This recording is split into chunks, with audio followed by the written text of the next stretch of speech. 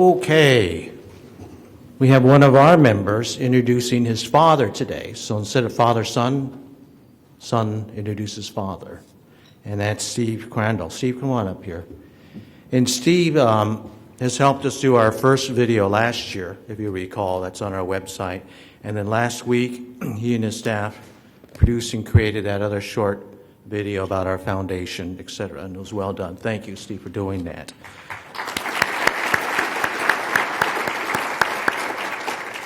Steve, I'm going to leave it up to you to introduce your father. Thank you. So growing up, I imagine that every child at some time or another imagines that their father is a hero. My brothers and I were very lucky because we knew that our dad was a hero. We knew it because it was right there in Time Life books. It was on the local and the national news, and it was in the local paper. But mostly we knew that our dad was a hero because we understood what our father did. We were a military family, and we understood that our father served our country, and we knew what that meant. We were instilled from a very young age with the values of honesty, integrity, duty, and honor. In fact, there was a plaque in our home growing up that hangs in my home today with a quote. And that quote is, "War is an ugly thing, but not the ugliest of things. The decayed and degraded state of moral and patriotic feeling, which thinks that nothing is worth war, is much worse. A man who has nothing for which he is willing to fight, nothing he cares about more than his own personal safety, is a miserable creature with no chance of being free unless made and kept so by the exertions of better men than himself." We understood the sacrifices that had to be made. I like to point out that I had 18 homes before graduating from high school, but really that pales in comparison to the 52 homes that my mother had with my father and 44 years of marriage. She understood the sacrifices of an Army wife, of raising 3 young boys without their father for extended periods of time, and all that time not knowing. So really, it was no surprise to us when in 2007, my father was awarded the Medal of Honor for action that took place in Vietnam in 1965. After all, he was always a hero to us. Ladies and gentlemen, it is my great honor to introduce my father, my hero, Medal of Honor recipient, Colonel Bruce Crandall.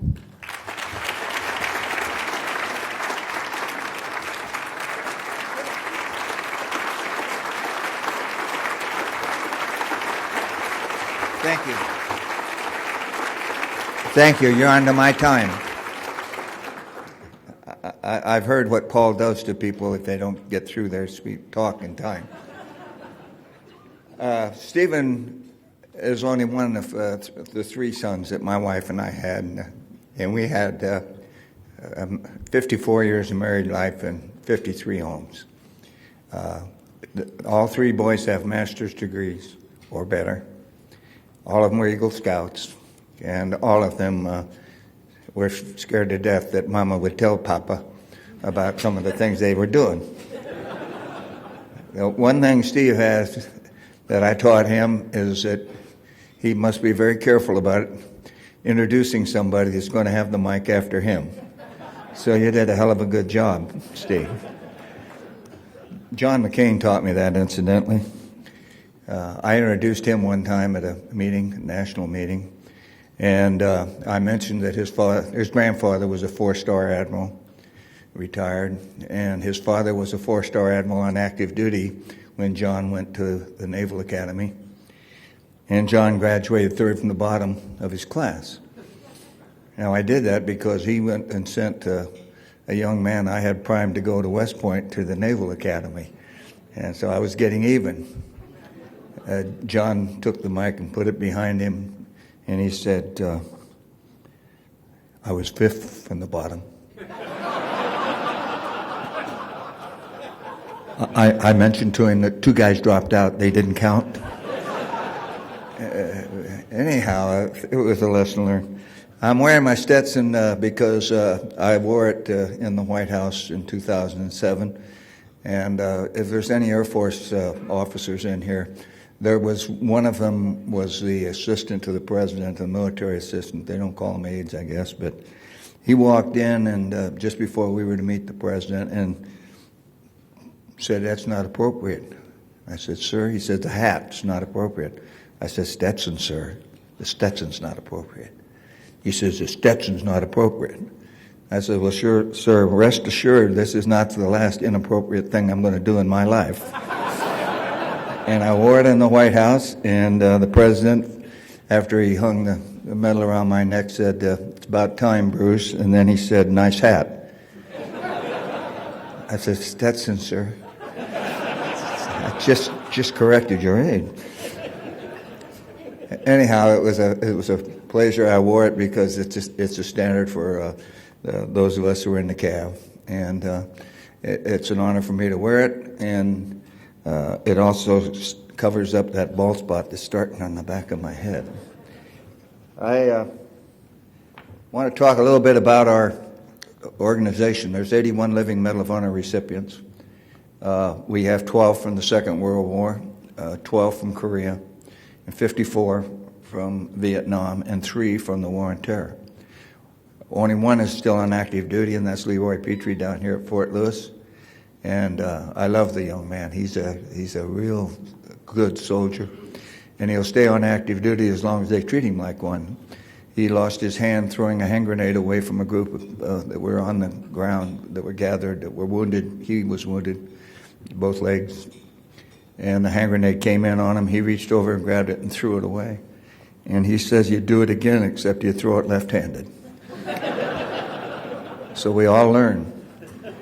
Our organization will disappear almost in 10 years. Those 3 young guys brought our average age down a whole year. But we're 77 or 78. We have a little trouble counting. We have a couple of guys that were accountants, but we ignore them just like we ignore the lawyers that are amongst us. The organization is sponsoring a program called the Character Development Program across the country, and it's going in middle schools and high schools. And we are planning to get every school in the nation before we expire, so to speak. And one of the places is we're going to be in this great state of Washington.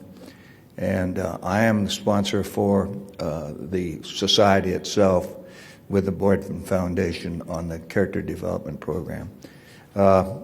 Any of you that have anything to do with education in the great state of Washington, you'll be proud that I didn't graduate from the University of Washington. I did go there.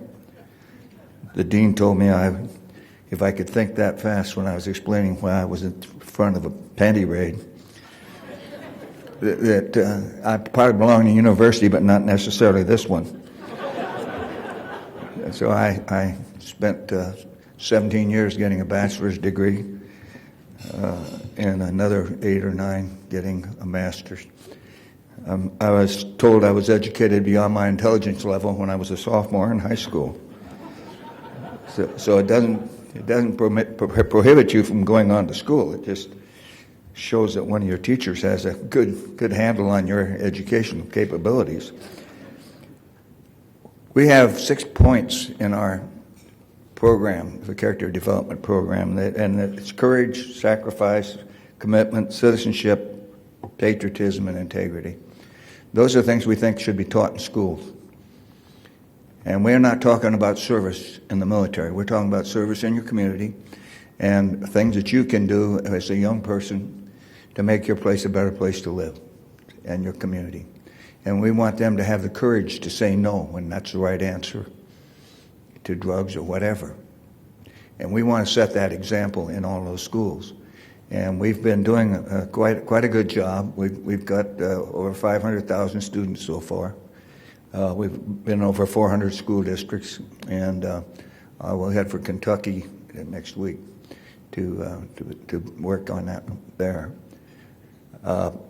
We have 2 states complete. We have 46 states that have some character development program in it. So if you'd like to have more information on that, call Steve. and then he'll contact me. Now, back to keeping Paul from coming up here and standing next to me and scaring hell out of me. He doesn't scare me. Okay, I saw how much you ate. You're not going to be strong enough to catch me.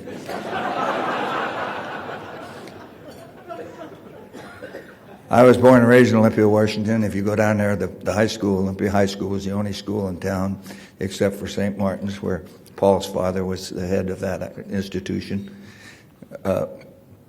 That's institution like Walla Walla had an institution.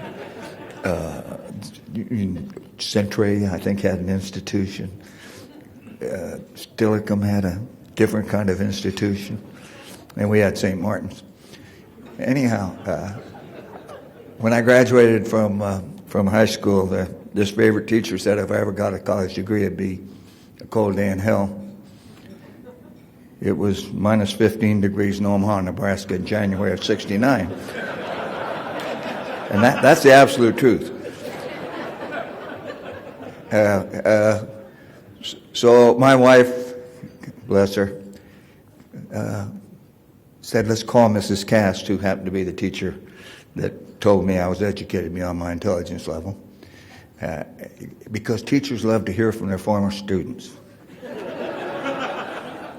Boy, I said, okay.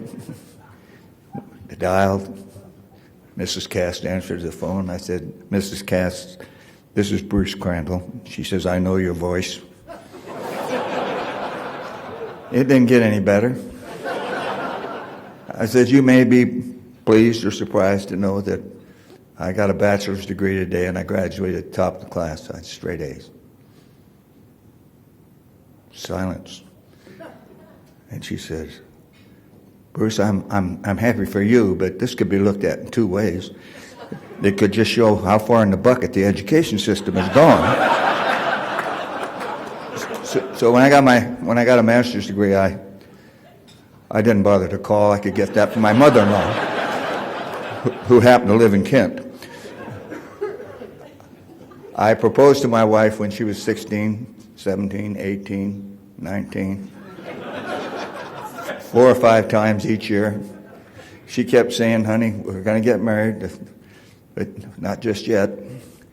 So finally she said yes, and we were married when I was a 23-year-old and she was 20. And I started taking her all over the world. And we went to Libya. That was our first assignment overseas. And I had to leave her in Tripoli in town in a house. And I had to go out in the desert mapping. And first time I came back in, she said, I want to go home. And I said, we're going home. She said, no, I want to go home. And I found out that when she drove the car through town, that they would ride up on their bikes and kick the car. It scared the hell out of her. And we had a car that came from the great state of Washington, not from Mr. Smart's operation, but kind of lesser car. Anyhow, it didn't have air conditioning, so when she drove through town at 120 degrees, she really wanted to have the windows down. And the first time she did it, they spit on her. I say that because there are people in this world that are like that. But there are also wonderful people in a lot of other countries that we visited and lived in. We lived in Thailand, we lived in Venezuela, Panama, Costa Rica. We traveled in many other countries. After we retired, Steve went and gave us a nice check for his law school. I didn't believe it was real, so I cashed it and we got out of the country for 3.5 months. And I want to thank you for that, but what about just your degree? We still have that. You still can't come home. We lost Mama just 5 days over 2 years ago. And I will tell you that if you get the right person in your life, nothing is more of a blessing. I was a very lucky man. I know it. I didn't expect to be in the military. And she didn't expect to make a career out of me being in the military. She did a wonderful job raising the kids and me. She said she raised 4 boys, and I know exactly what she means. She's in Arlington waiting for me, and I will join her someday. One comment for all of you, because I know what you do, and I'm proud of you. I was a Rotarian in Dunsmuir, California at one time. I was also the city manager. I was trying to get somebody on my side. Anyhow, I know that what we can do as people for each other and to each other is very important. And you ought to look at your families before you look at your career, because most of you are going to have 2 or 3 careers. Some of you gray-haired ones won't have that many more, but when I talk to young troops, I tell them that, they're going to only be in the Army for part of their life. But their family they're going to have for all their life if they're as lucky as I was. So that's my little lecture. I'm willing to answer any question. But before I do that, is anybody curious as to what the hell that dog's doing up here? Well, I play second fiddle to a damn dog. Come on out, Huey. Huey is a service dog. I take him to the wounded warriors. I put him on their beds, and he brings life to them. Even if they're brain damaged, he brings their eyes light up, and they love him. And I see you moving, Paul. Hey, I want to just show you one little thing that Huey does. Huey, come here. Come here. Stick him up. Stick him up.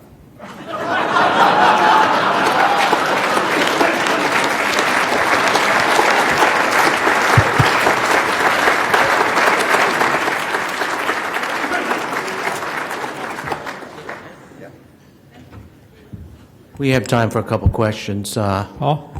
Greg? Sir, thank you very much for sharing your thoughts with us today. You obviously are a very modest hero. I think a lot of us would like to know what the citation said for why you were given that medal. Would you or your son tell us? Yes, I don't mind. How many of you saw the movie We Were Soldiers? Greg Kinnear played me in that movie, and they used our names. And I commanded the helicopters in the Idrang Valley. I had 16 when we started. We ended up, half of them were shot up bad enough they had to be grounded. On the 5th lift in, 6 people got shot off my helicopter, 3 killed and 3 wounded. My crew chief hit in the throat. A young lieutenant, a bullet came in the back of his helmet next to the front. That evening, we finished flying, my wingman and I, after 14 and a half hours in the air. And we had gone into that landing zone 22 times, and the enemy wasn't smart enough to set up on our approach path. So we got away with it. My wingman got the Medal of Honor in 2001. Congress passed a bill that required all of the services to go back and review the awards that were given as to determine if there were awards that should have been raised. Now, bluntly, they were looking at minorities. They couldn't say that. So they were looking, though, at the Tuskegee Airmen and the Japanese Americans, who were the most highly decorated units, but they didn't get the medal. So they went back, and most people don't know that Teddy Roosevelt got the Medal of Honor in 2001 at the same time my wingman did.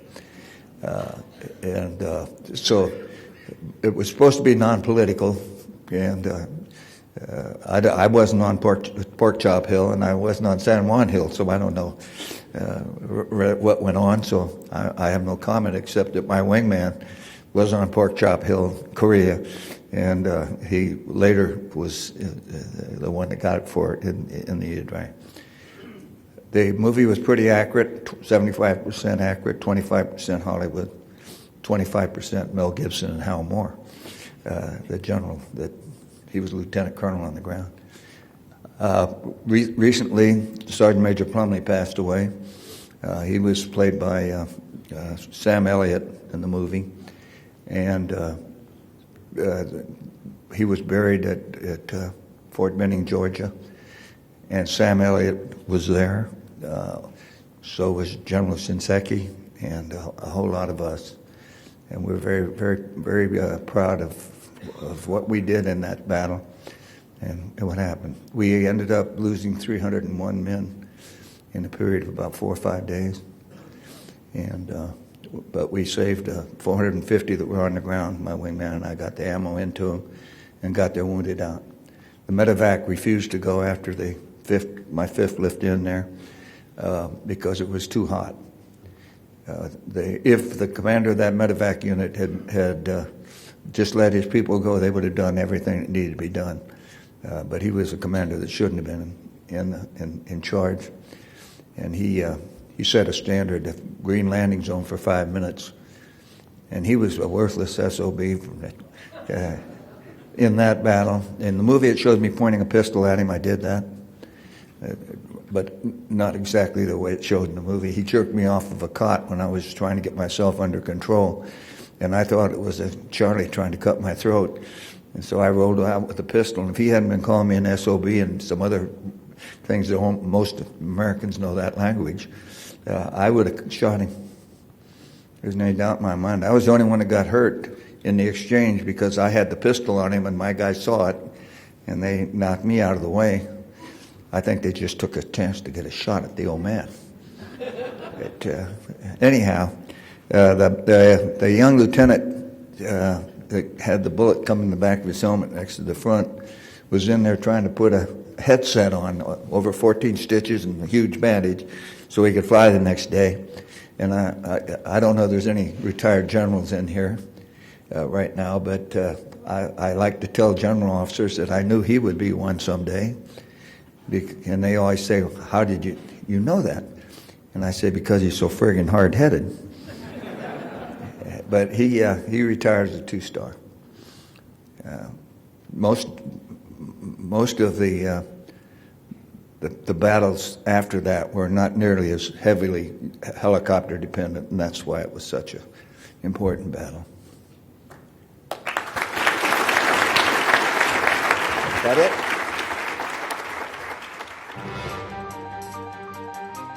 Seattle Rotary Online is made possible in part by a grant from First Choice Health, working with the Washington Health Information Collaborative to use technology to bring better health care to patients throughout the Pacific Northwest. First Choice Health,